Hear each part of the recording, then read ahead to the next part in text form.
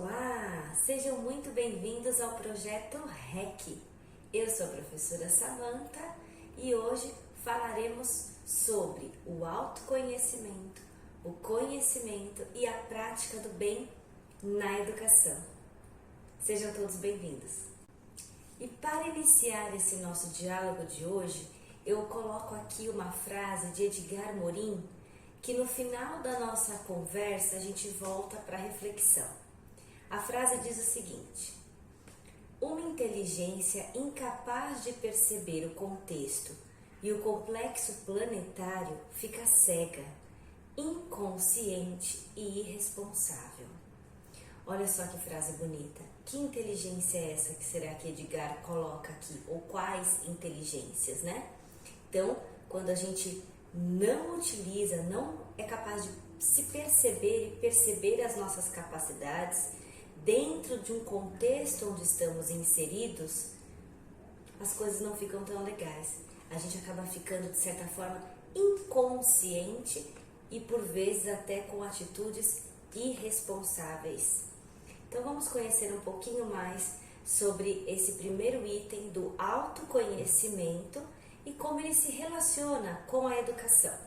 Sigam comigo na tela. A palavra autoconhecimento no dicionário e ela nos diz o seguinte: conhecimento de si mesmo, das próprias características, sentimentos e inclinações. Ou seja, conhecer a si, né? O eu. E também conhecer algumas características. O que será que nós temos de habilidades, talentos, competências, né?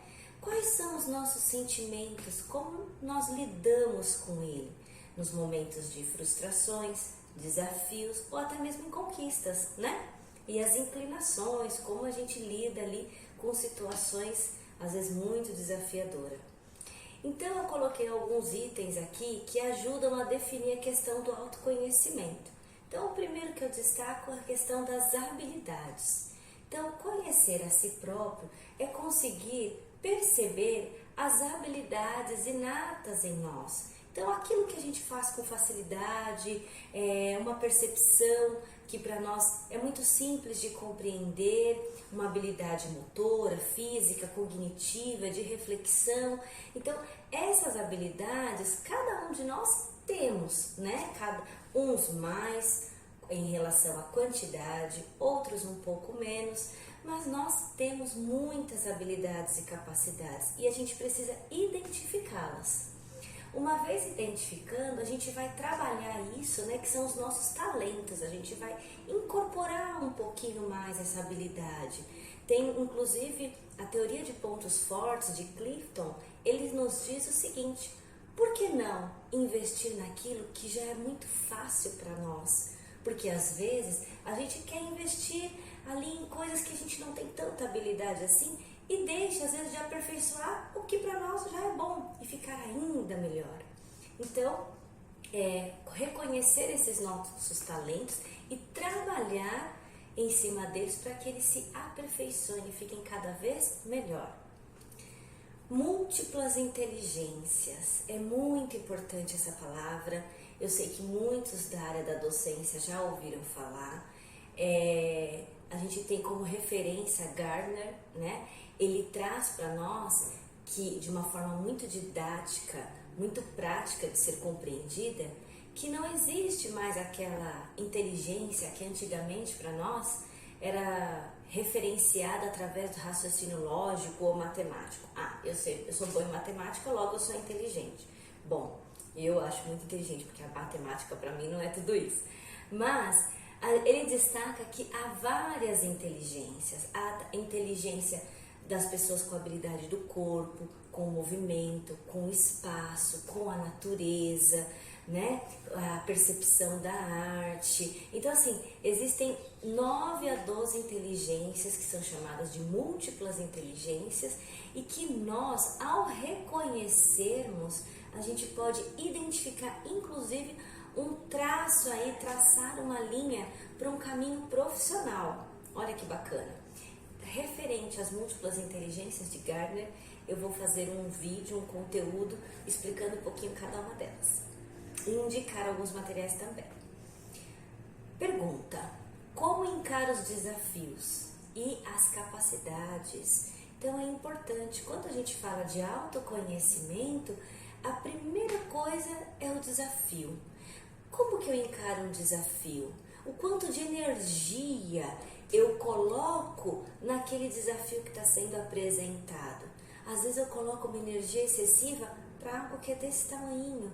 Ou às vezes tem algo muito importante acontecendo e eu simplesmente não coloco energia nenhuma, passo uma pessoa totalmente passiva diante daquela situação. Então, eu preciso sim entender como que eu costumo me comportar diante de um desafio. Isso é muito importante, porque as frustrações, elas fazem parte para quem está no processo de evolução. E todos nós estamos num processo de evolução. Então, no dia a dia, nas nossas rotinas, são colocados desafios para a gente aprender com eles. Então, como a gente enxerga o erro? Como a gente encara esse erro? Eu encaro o erro como uma forma de aprendizagem, então eu dou um upgrade, ou eu encaro o erro apenas pela frustração e desisto? Então, isso é muito importante a gente entender como a gente encara esses desafios, né? E até mesmo as capacidades, aquelas coisas que acontecem que são bem sucedidas, aquilo que deu muito certo, que fizemos e que foi assim, nota 10. Isso também é um reconhecimento do autoconhecimento. Eu vou me deslumbrar muito disso ou não? Eu vou trabalhar para que isso fique cada vez melhor e eu consiga ter diversas capacidades e conquistas em diversas áreas. Então, a gente aprende na frustração e aprende também com as conquistas, né? Tudo é uma experiência. E o autoconhecimento é justamente saber identificá-las e como eu lido com essas situações. Outra pergunta: como me relaciono com eu, o outro e o nós? Essa não poderia faltar.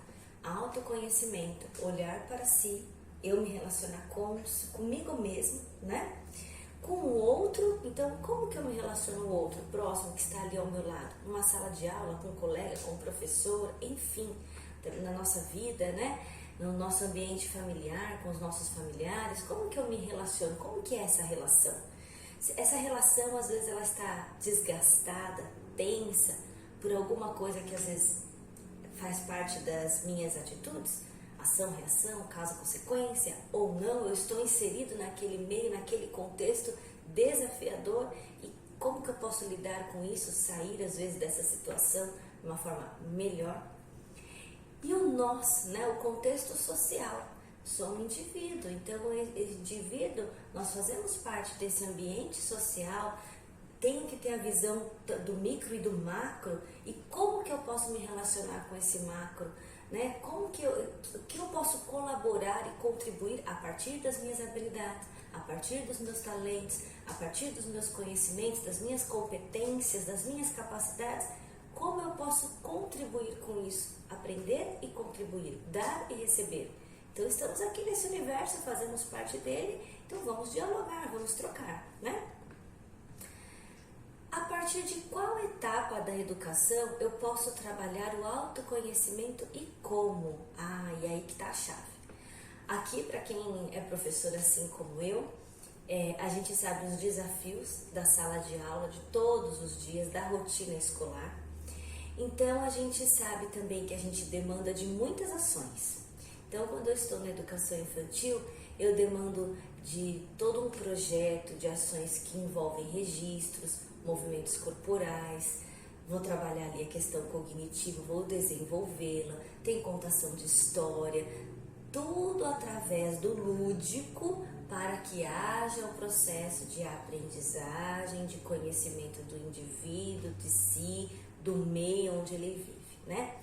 Quando eu percorro aí nos anos iniciais, anos finais, eu também estou num momento de muitos desafios, onde uma quantidade, um volume de conteúdos, né, que eu preciso ali enquanto professor dar conta disso, numa rotina de aula, são várias as demandas.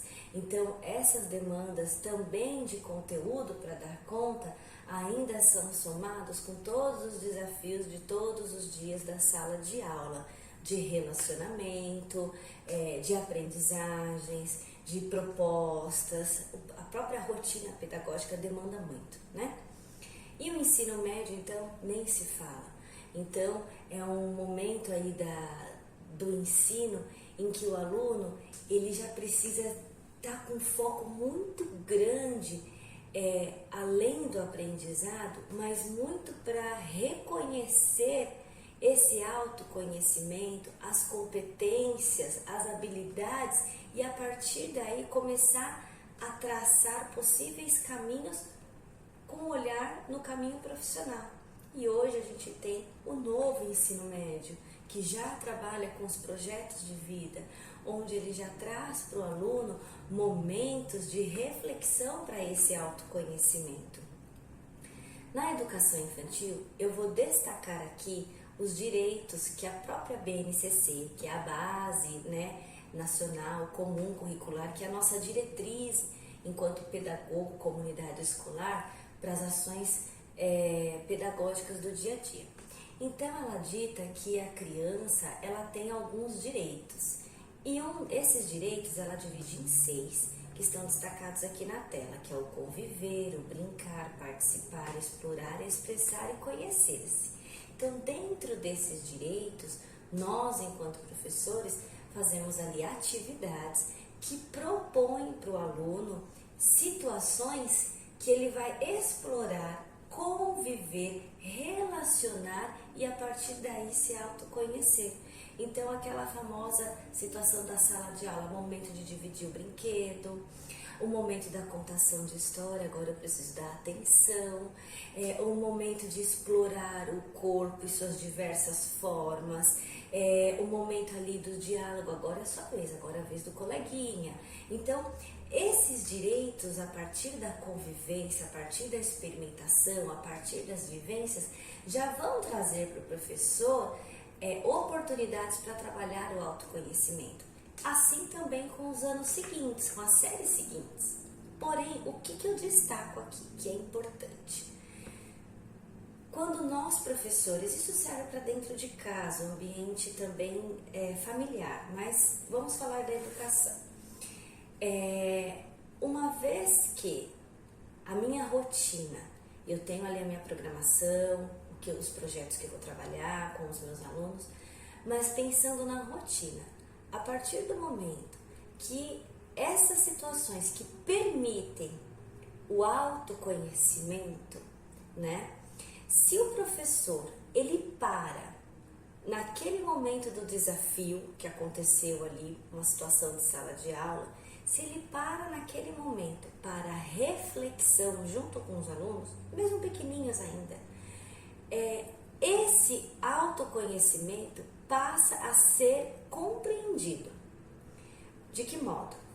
Eu tenho uma situação desafiadora que aconteceu na sala de aula naquele momento. Eu, enquanto mediador, professor, se eu parar e colocar ali situações que, por que isso aconteceu?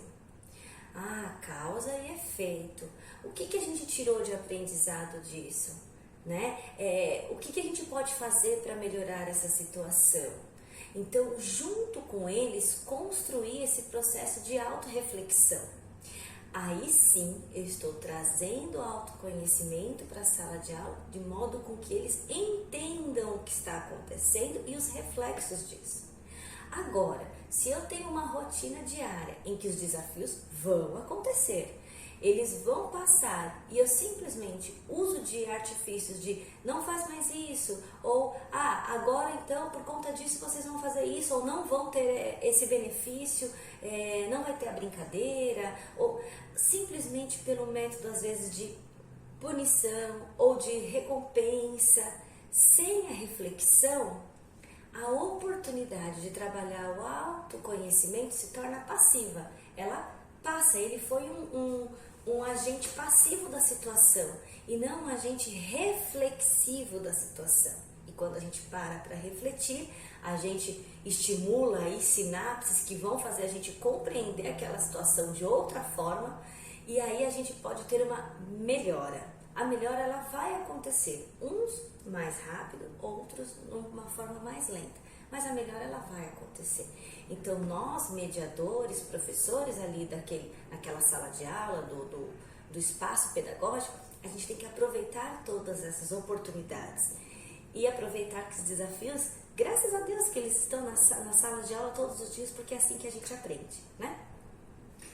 Então agora nós vamos para a nossa próxima tela e vamos falar um pouquinho da questão do conhecimento. Bom, no dicionário, ele nos diz que o conhecimento é ato ou efeito de conhecer, faculdade de conhecer. E aí na filosofia eu achei interessante.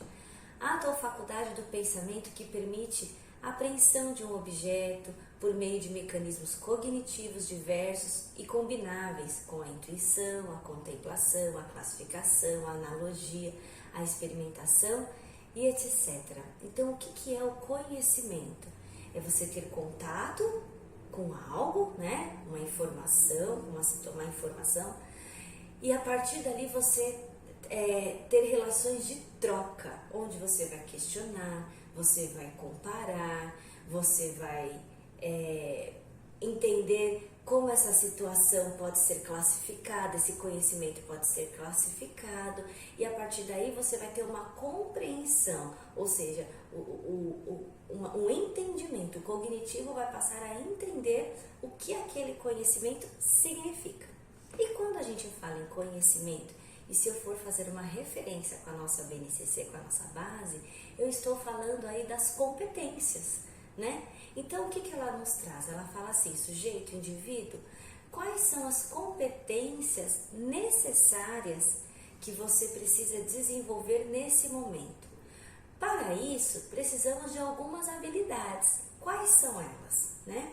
Então, eu venho através das habilidades e ali eu vou atuar naquela competência.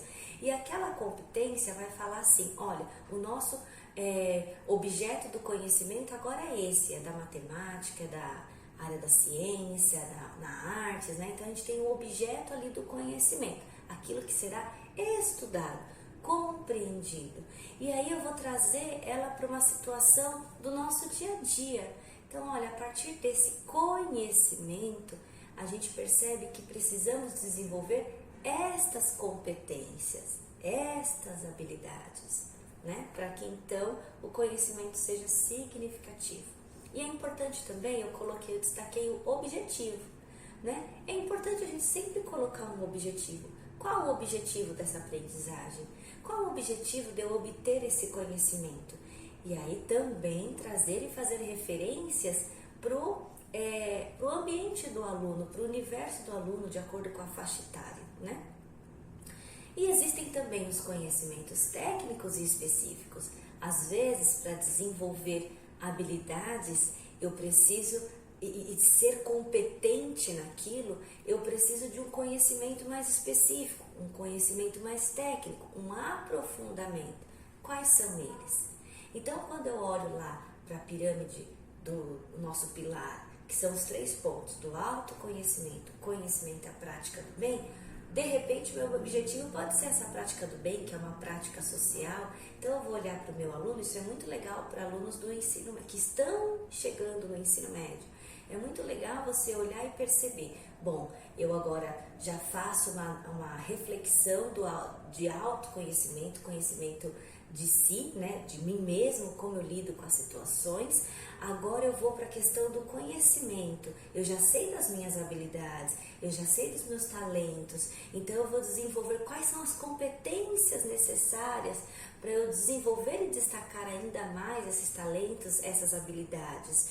E aí, a partir daí que eu desenvolver isso, entender os conhecimentos técnicos e específicos que trabalham em torno dessa habilidade, aí eu vou olhar para o próximo objetivo, de repente, no nosso caso aqui do pilar, da prática social, da prática do bem, quanto tudo isso que eu aprendi eu posso contribuir com o meio, que é isso. E aí ele fala o seguinte, quais habilidades são necessárias para exercer tal competência? Então é essa pergunta, quando a gente fala de competência, quando eu estou trabalhando o objeto do conhecimento, que eu tenho que fazer. Para que isso serve? Onde eu utilizo? Onde eu vou buscar então essa informação? Onde eu consigo ter acesso? né? Então, essas perguntas, elas precisam ali estar sempre sendo colocadas para eu entender esse processo do conhecimento, o objetivo que eu tenho para alcançar e quais são os caminhos para eu chegar lá.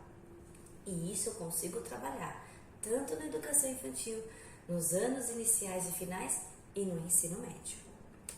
Bom, próximo, práticas do bem, né? Chegamos ali no topo da nossa pirâmide. Eu busquei a referência na filosofia e ela diz o seguinte: o bem, do termo latino bene, é a qualidade de excelência ética atribuída a ações que estejam relacionadas a sentimentos de aprovação e dever. Olha que bonito, a troca, né? Então, essa prática, praticar o bem, né? Seja ele qual for, macro ou micro, praticar o bem é você fazer o seu melhor, pautado na ética. O que é essa ética? A ética é quando eu coloco ali uma situação onde eu vou atender o maior número de pessoas possíveis, mesmo que naquela situação para mim não seja tão favorável, mas aí eu não estou pensando com o ego, eu estou pensando com a ética, para o bem comum. Então é você fazer o seu melhor, pensando, pautado sempre na ética, e que essas ações estejam relacionadas ao sentimento. Se não tocar aqui, não faz sentido, né? E aquela sensação de dever cumprido, tarefa feita. E isso é tanto para o sujeito ativo, aquele que está propondo uma prática do bem, quanto o agente passivo, aquele que está recebendo essa ação do bem. Ambos os lados são favorecidos, né? E se sentem agraciados, digamos assim, por essa situação. Destaquei alguns pontos importantes com relação a essa prática do bem. Compromisso com a educação integradora. Então, se estivermos com os olhos voltados para a educação, a gente tem que pensar nessa educação que integra, que une, que é o que a nossa frase lá no começo do Edgar traz para nós, né? Então, a gente tem que ter uma educação integrada, uma educação onde uma área conversa com a outra, as diversas áreas se conversam. Observar o meio no aspecto micro e macro. Então, praticar o bem, a gente não precisa necessariamente pensar em algo muito gigantesco. É um exercício, ele tem que começar, tem que ter um ponto inicial, mas ele pode ter um ponto inicial pequeno, aqui no mesmo ambiente escolar, na sala, ou nas salas vizinhas, ou na própria escola, ou no bairro, na nossa casa, na cidade, no país, uma ação global, e aí vai crescendo, né?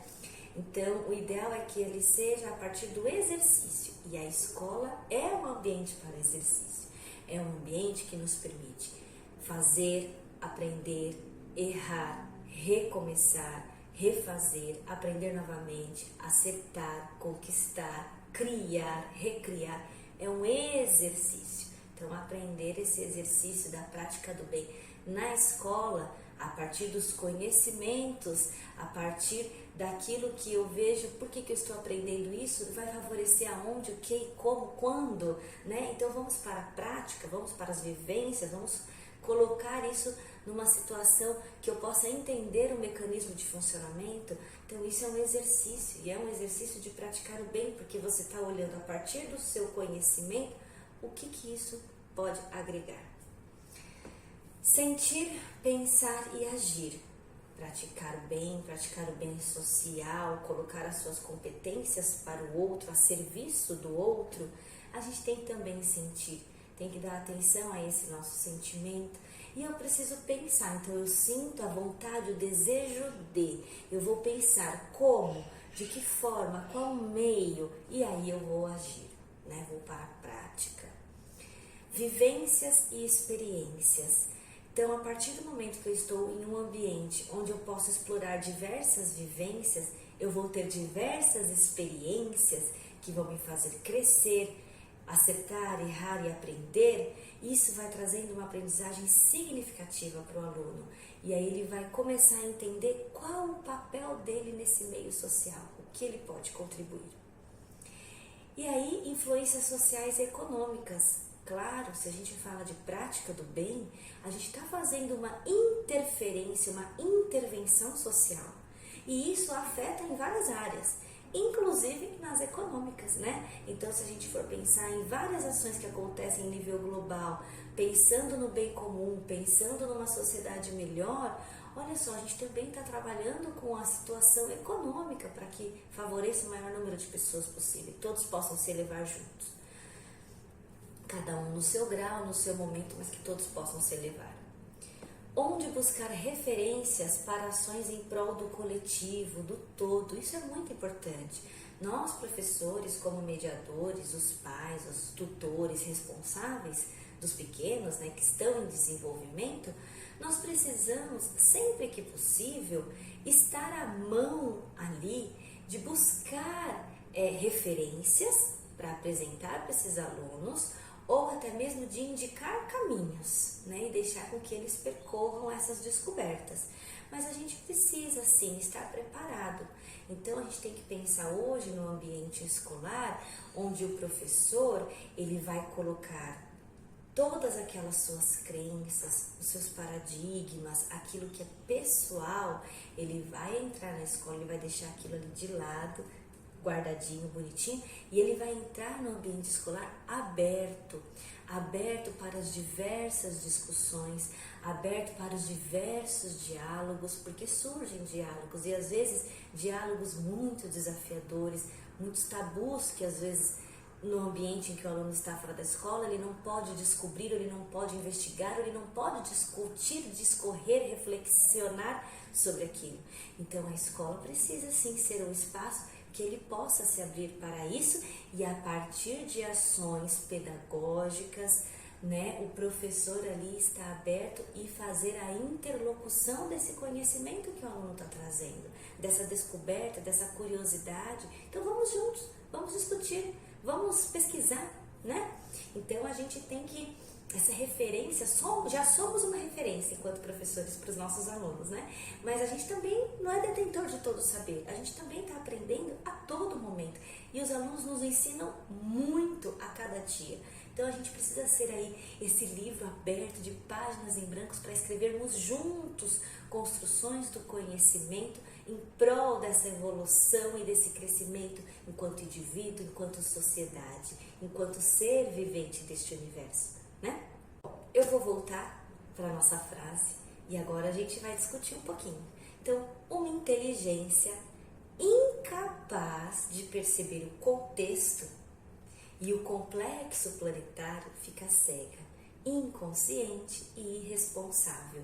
Então, olha lá as inteligências que o Morim traz para nós, né? Todas as nossas capacidades, os nossos talentos, a gente tem que perceber, porque se a gente não perceber, a gente não vai atuar com esses nossos talentos. E todos somos detentores de talentos, de habilidades, né? E a gente tem que pensar nesse complexo planetário. Olha quantas situações nós temos, quantos desafios, aproveitá-los para uma aprendizagem, aproveitá-los para um crescimento, né? Para sermos cada vez mais cidadãos conscientes, com atitudes conscientes, em prol do si, em prol de si, em prol do outro, em prol do nós, dentro desse contexto global. Eu espero que você tenha gostado. Esse foi um pouquinho da nossa conversa em cada tópico do nosso pilar do autoconhecimento, conhecimento e prática do bem, que é o que o Projeto REC acredita na educação. E para a próxima live da série Diálogos falaremos um pouquinho em como aplicar essas ações nos ambientes escolares, em cada segmento. É possível, desde os pequenininhos, trabalhar as 3 áreas que nós citamos aqui? Será? Se sim, como? Fala aí, Pro Samanta, pra gente. Bom, fica a dica para você que é educador, não perca o próximo diálogo. E para você que é família, aluno, é a oportunidade de identificar se o seu ambiente escolar, ele atua em alguma das áreas ou de alguma forma que eu vou trazer para vocês no próximo vídeo. E também, para quem gosta de praticidade, gente, clica no sininho, se inscreva e que você vai ficar por dentro das nossas postagens, tá bom? Nos vemos, um grande abraço, até já e gratidão!